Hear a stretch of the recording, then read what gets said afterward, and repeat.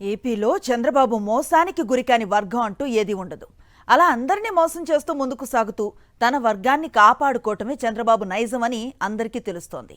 తాజాగా అనకాపల్లి జిల్లా నక్కపల్లి మత్స్యకారులు కూడా ఆ జాబితాలో చేరిపోయారు. తమ వద్ద బల్క్ డ్రగ్ పార్క్ వద్దంటూ 2.5 నెలలకు పైగా ఆందోళన చేసిన మత్స్యకారులను నమ్మించి వారితో టెంట్ ఎత్తించారు.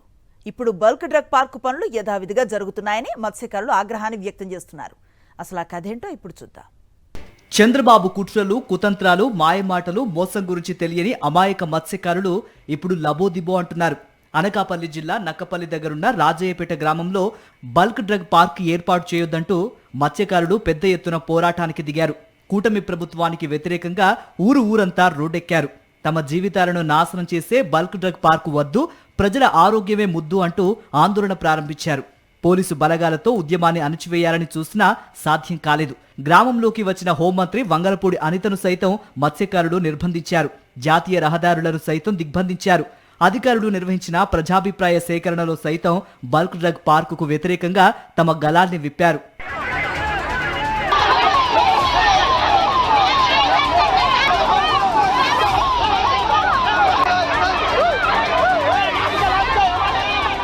పార్కును తమ గ్రామంలో ఏర్పాటు చేయటం వలన తమ జీవితాలు నాశనం అవటమే కాకుండా సముద్రంలో మత్స్య సంపద కూడా నాశనం అయిపోతుందని మత్స్యకారులు ఆవేదన వ్యక్తం చేశారు. ఈ పోరాటంలో మత్స్యకారులపై అనేక తప్పుడు కేసులను కూడా బనాయించారు. పోరాటానికి మద్దతు తెలిపిన సిపిఎం నేత అప్పలరాజుపై పీడీ యాక్ట్ పెట్టి జైలుకు పంపారు. ఇలా 76 రోజుల పాటు ఉద్యమాన్ని నిరంతరాయంగా కొనసాగించారు. గతంలో అనిత ప్రతిపక్షంలో ఉన్న సమయంలో ఇదే బల్క్ డ్రగ్ పార్కుకు వ్యతిరేకంగా పోరాటం చేశారు.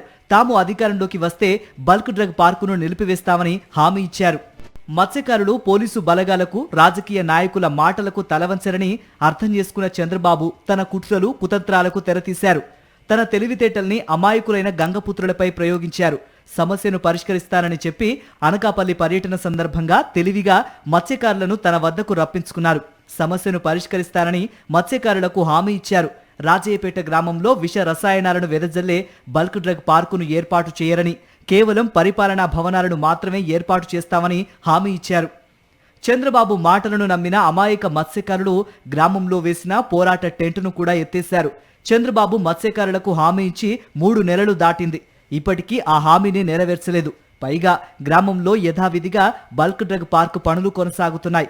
దీంతో మత్స్యకారులు మళ్లీ ఆందోళన చెందుతున్నారు.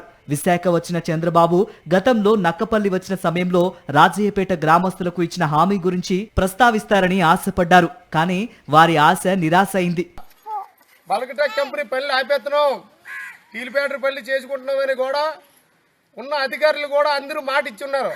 ఈ మత్స్యకారులే అన్యాయం చేసి సీఎం తినేవే, జడ్పీడి మన కలెక్టర్ గారే తినేవే, హోమ్ మినిస్టర్ అనిత గారే తినేవే.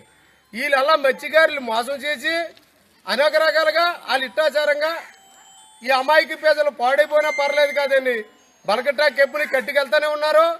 బాబు చేసిన మోసాన్ని అర్థం చేసుకున్న మత్స్యకారులు ఆగ్రహం వ్యక్తం చేస్తున్నారు. తమను చంద్రబాబు నిలువునా మోసం చేశారని మండిపడుతున్నారు. చంద్రబాబు ఇచ్చిన మాట నిలబెట్టుకోవాలని డిమాండ్ చేస్తున్నారు. ఇప్పటికైనా సీఎం చంద్రబాబు బల్క్ డ్రగ్ పార్కుపై స్పష్టమైన ప్రకటన చేయాలని డిమాండ్ చేశారు. లేదంటే పోరాటాన్ని మళ్లీ యథావిధిగా కొనసాగిస్తామని హెచ్చరిస్తున్నారు. ఇది నిలువెత్తినే మత్స్యకారులను మోసం చేయడమే అవుతుంది. కాబట్టి గౌరవమైన రాష్ట్ర గారు ఎట్లా తెలిసిపోయి ఇక్కడ ఉన్నటువంటి మత్స్యకారులందరినీ కూడా దృష్టిలో పెట్టుకోయి ఏదైతే మత్స్యకారులు 30 మందికి చెప్పారో ఇక్కడ బల్క్ డ్రగ్ పార్క్ లేదని దాన్ని ఇమీడియట్లీగా జీవో పాస్ చేసి అలాగే మీడియా ముందు మాట్లాడితే మేము సంతోషిస్తాం. లేదనుకుంటే మాత్రం దీన్ని ఉద్యుక్త పంచి మా పేనలనెత్తంగానే ఇక్కడ బల్క్ డ్రగ్ పార్క్ కెట్టనివనిచి ఈ సభాముఖంగా తెలియజేస్తూ మాట ఇచ్చిన మడమ తిప్పడంలో చంద్రబాబుకు ఎవరూ సాటిరారు. అయితే తమకు ఇచ్చిన మాటను అమలు చేస్తారని నక్కపల్లి మత్స్యకారులు ఆశపడ్డారు. కానీ వారి ఆశ అడియాసే అయింది. అందరిలాగే తాము కూడా చంద్రబాబు చేతిలో మోసపోయామని గ్రహించడానికి ఎక్కువ సమయం పట్టలేదు. అందుకే మరోసారి ఆందోళన బాట పట్టారు.